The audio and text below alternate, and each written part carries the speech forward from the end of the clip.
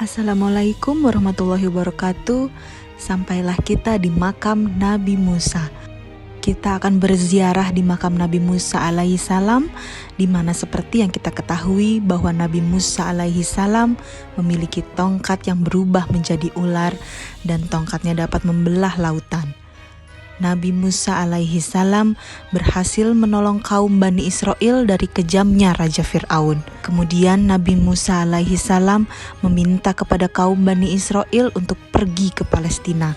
Namun kaum Bani Israel menolaknya dan mengatakan kepada Nabi Musa saja yang pergi ke Palestina karena mereka tidak mau berperang dengan orang-orang Kan'an. Ayo, nah di Dead Sea, Laut Mati, Jordan, asik. Ini pemandangannya nih. Yang di foto juga cantik, tuh pemandangannya tuh. Pada kesini nih. Laut Mati ini merupakan laut yang memiliki kadar garam yang sangat tinggi dan tidak ada satu makhluk pun yang dapat hidup di dalamnya. Menurut versi lainnya, Laut Mati ini terdapat sebuah kaum yang dimana Allah Subhanahu wa Ta'ala mengazab kaum tersebut karena kaum tersebut tidak beriman kepada Allah Subhanahu wa Ta'ala. Kaum tersebut adalah kaum Sodom, di mana Nabi Lut alaihi salam diutus oleh Allah Subhanahu wa Ta'ala untuk berdakwah kepada kaum Sodom, yang merupakan kaum yang mengerjakan pekerjaan maksiat.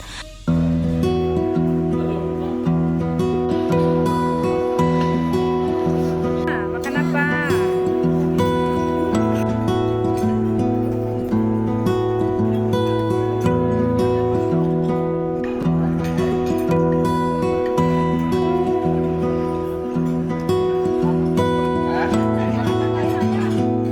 Saya makannya salad sama saus.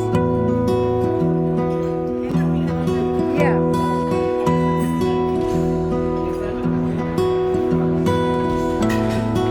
Oh, Bu.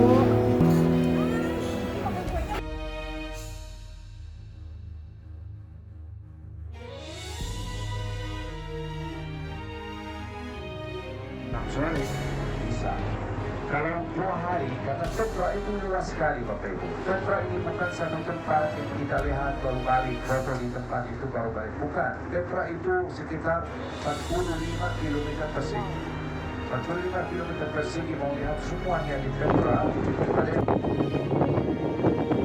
Nanya apa di sini, Bu?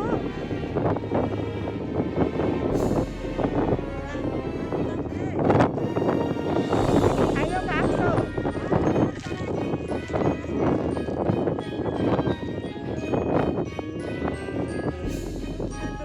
Alamak.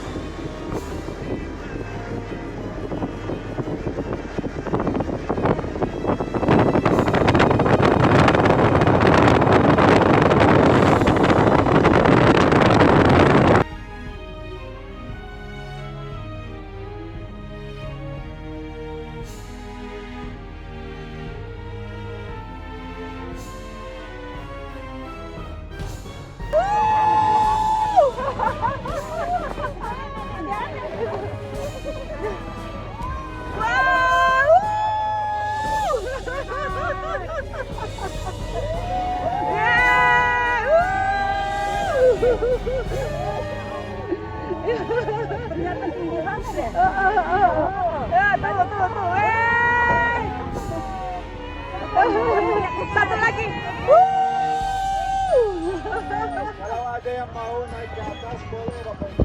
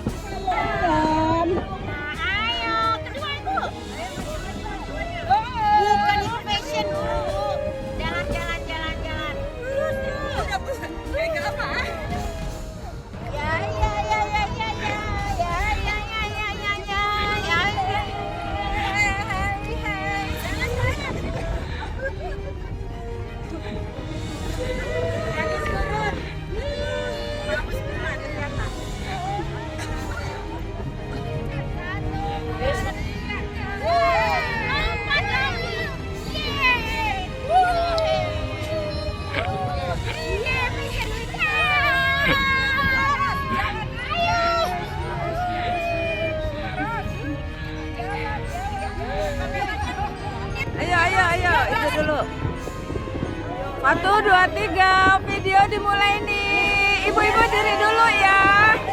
Diri dulu, biar aku muter dulu, ibu jangan muter. Nah gini, ini kan udah dapat semua. Sampai keliling dulu. Silakan ibu kalau mau maju.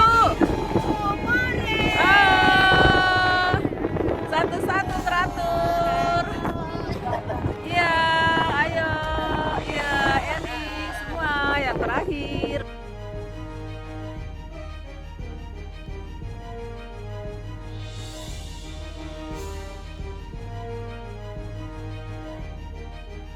Ibu sampai ke Fitra. Bentar lagi kita masuk ke dalam. Naik mobil kok, nggak tahan jalan kaki. Iya, mantap. Nah, jangan lupa loleh ya. Oh iya, halo saya.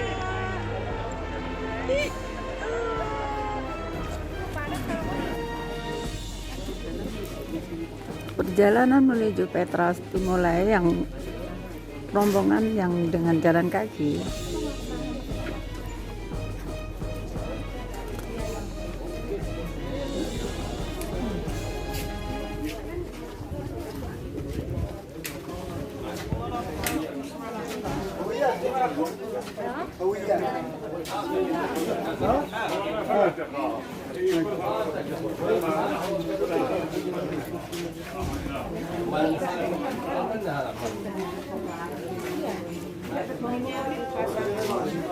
Ikut nyelip-nyelipnya.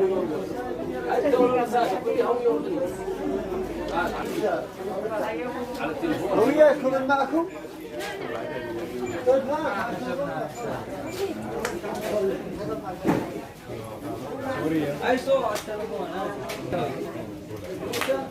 غالي Yes, I'm sorry.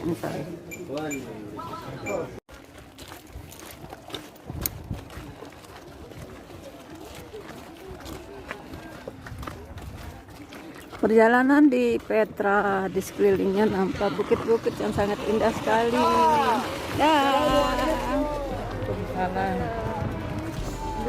Petra ini sangat terkenal dulu ketika zaman Rasulullah dan sebelumnya adalah tempat pusat perdagangan, tempat pusat persinggahan para pedagang untuk berdagang dari suatu negara ke negara lain. Contohnya dari Arab menuju Syam. Mereka akan beristirahat di sini sebentar untuk memandi, untuk memberi makan untanya, atau mereka istirahat untuk makan. Jadi tempat ini pada zaman dulu adalah tempat yang subur karena terletak di lembah Petra.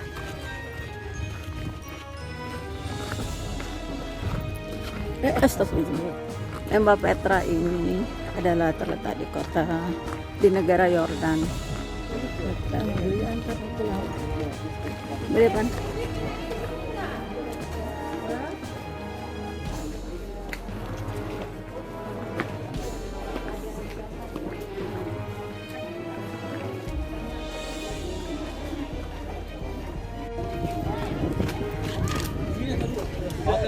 Petra merupakan sebuah tempat yang terletak di dataran rendah yang diapit oleh Jadi dua perjalanan gunung. ke Petra, terowongan Petra ini adalah menuju ke bawah tanah. Kemiringan jalan yang kita lalui ini ada 15 derajat.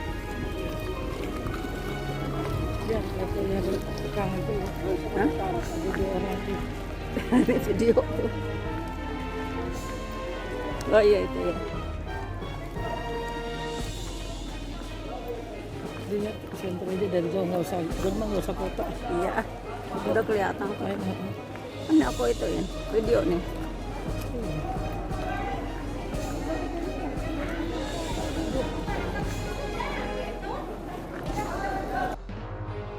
Setelah kita berjalan melalui lorong yang sangat panjang ini, panjangnya sekitar 1.200 meter, kita akan sampai di sebuah tempat yang menjadi masterpiece bagi suku Nabatean, yang disebut sebagai The Treasury.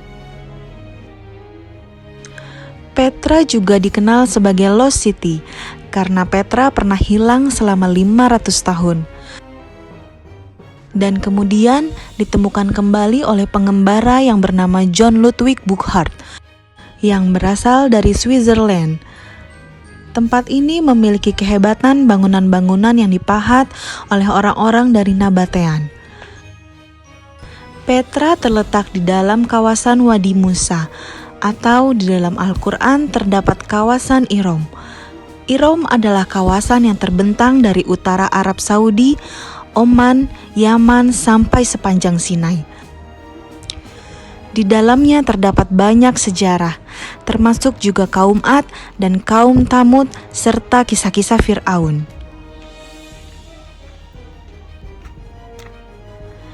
Kisah kaum Ad dan Thamud sama dengan kisah yang ada di dalam Petra ini, di mana mereka dianugerahi oleh Allah Subhanahu wa Ta'ala kepandaian dalam menciptakan berbagai macam bangunan dari batu dan membuat bangunan-bangunan menjadi sangat tinggi.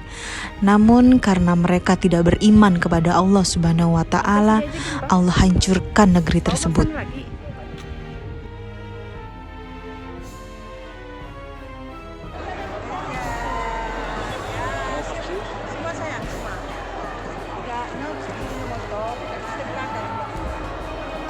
Bagus.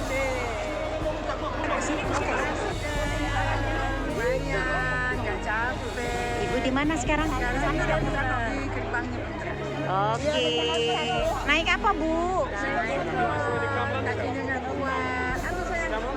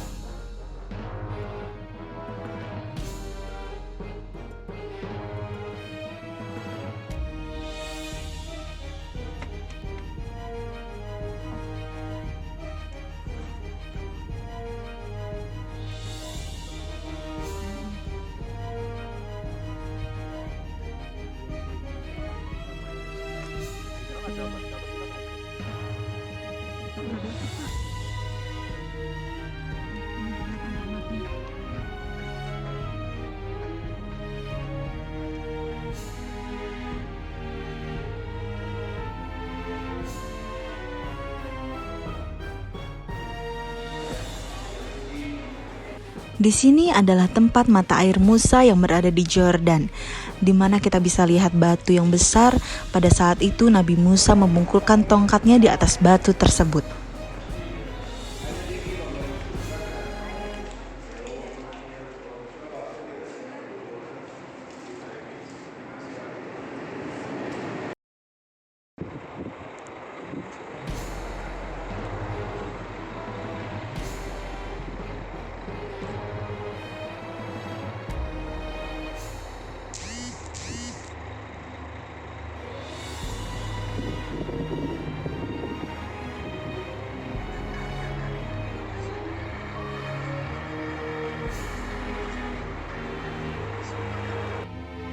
Wabarakatuh.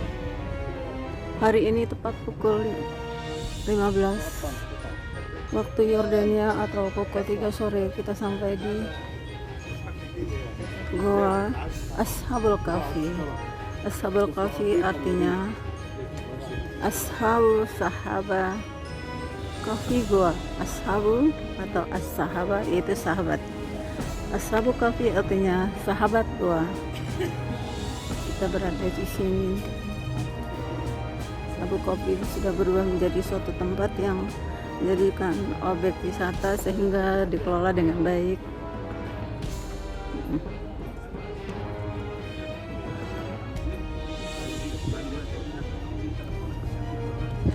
Gua Ashabul Kahfi ini merupakan gua yang paling menepati ciri-ciri yang ada di dalam Al-Quran, yang memiliki kisah di mana pada awal mula 7 orang pemuda yang sangat mencintai Allah Subhanahu wa Ta'ala dan beriman kepada Allah Subhanahu wa Ta'ala. Kemudian ada seorang raja yang kejam dan meminta pemuda-pemuda tersebut agar meninggalkan agama Allah dan menuju ke agama sang raja. 7 pemuda ini pun menolak ajakan sang raja. Kemudian 7 orang pemuda itu pun berlari dan berlindung di dalam sebuah gua dan mereka tertidur selama 309 tahun. Di dalam gua ini Allah membalikkan badan mereka sehingga Allah menjaga tubuh mereka. Kemudian ketika mereka bangun, mereka keluar untuk mencari makan dan membawa uang yang mereka punya. Dan ternyata zaman telah berubah. Kemudian mereka mengetahui bahwa seluruh orang-orang tersebut telah beriman kepada Allah Subhanahu wa Ta'ala. Itu lubang alami di dalam gua, atau bukan di dalam batu, di dalam gunung. Seperti kemarin yang kita lihat di Petra, itu bukan gua alami, itu dipahat semua. Kalau ada lubang luas, di dalamnya ada kuburan, itu pasti yang dipahat. Tapi di sini alami, tapi kelihatan bukan alami, kelihatan ada pahatan. Kata Bapak Ibu, setelah mereka ada satu orang yang pergi, satu teman yang pergi untuk beli makanan dan kasih uang itu untuk penjual. Penjual itu lihat uangnya itu udah lama sekali. Jadi Sampailah kita di kawasan pohon sahabi, yaitu pohon sahabat Nabi Muhammad SAW.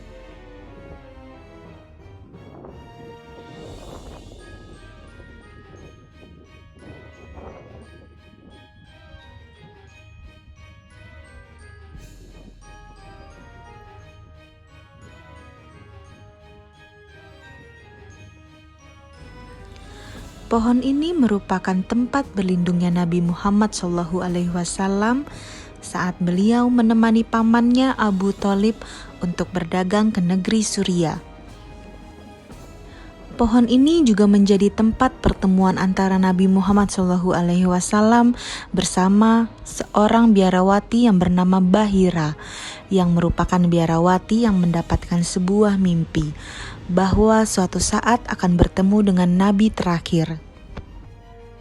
Kemudian pada saat biarawati tersebut bertemu dengan Nabi Muhammad SAW, biarawati pun itu mengingat mimpinya. Karena Nabi Muhammad SAW memiliki ciri-ciri yang sama persis seperti yang ada di dalam mimpinya tersebut.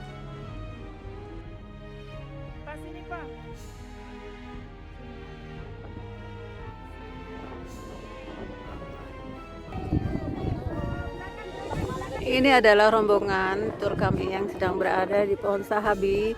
Pohon di mana pohon ini merupakan di mana Rasulullah SAW ketika berumur 14 tahun ikut dengan pamannya berdagang di sini. Betul di bawah pohon ini. Hadapnya sana Kak Ros biar nggak kena matahari biar nggak sakit. Iya, di sini ya. Oke, di sini kan? Enggak, bagus di sini bagus. Iya, udah baris. Sore ini waktu menunjukkan pukul 18:05 atau tepatnya pukul 8 sore waktu Yordan. Kita berada di tempat di mana dulu Rasulullah SAW melakukan perjalanan dengan pamannya dari Arab menuju Syam, negeri Syam. Sempat berhenti di sini. Kemudian di sini yang nampak di belakang itu adalah gereja Bukhari. Kemudian ketika berhenti di gereja itu, ada pendeta Bukhari memahami, karena dia adalah pendeta dari agama Yahudi, dari agama Nasrani, memahami bahwa ada tanda-tanda bahwa ada seseorang yang akan menjadi rasul dalam rombongan kafilah yang sedang melakukan perdagangan dari Arab menuju negara Syam. Kemudian pendeta itu mengunjungi salah satu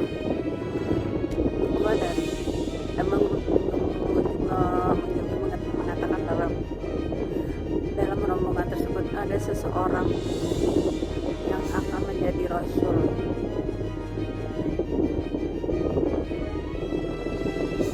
Awal mulanya pendeta tersebut melihat setiap rombongan kafilah ini berjalan, yang mungkin kurang lebih 500 onta, selalu dilihat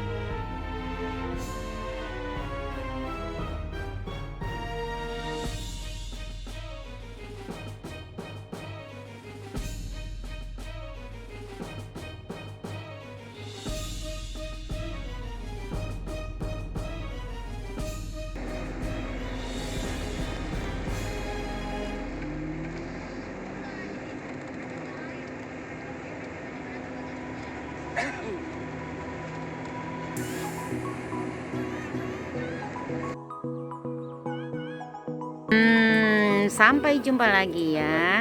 Iya. Sampai jumpa. Nah, pulang lagi. Nah, pulang lagi. Ketemu lagi jalan berikutnya. Nah, Sita. sudah dilayani. Ayo pulang lagi ya, pulang. Alhamdulillahirabbil alamin, berakhirlah sudah tur kami kali ini. Bagi saya ini merupakan spiritual journey yang luar biasa. Menelusuri jejak para nabi dan raja-raja serta mendapatkan penjelasan tentang spot-spot secara detail dari guide lokal yang baik dan ramah. Meskipun seolah kegiatan ini diforsir karena sangat padat sehingga melelahkan, tetapi tetap semangat, menyenangkan dan sangat bermanfaat dengan pengalaman dan pengetahuan yang didapatkan oleh saya. Bagi saya makanan yang didapatkan cukup baik, hotelnya juga bagus, serta transportasinya yang bagus. Terima kasih kepada Kakak Nana dan Kakak Ros, khususnya kepada Kakak Ros yang selalu memberikan kesempatan bagi saya untuk ikut dalam tur yang sangat berkesan ini. Dengan memberikan kursinya untuk saya, bisa selalu duduk di depan. Terima kasih kepada teman-teman semua dan mohon maaf bila ada kesalahan kata dan perbuatan saya karena mungkin ada ketegangan dan kelelahan karena perjalanan serta kaki kami yang sakit. But anyway, I enjoy this trip. See you soon!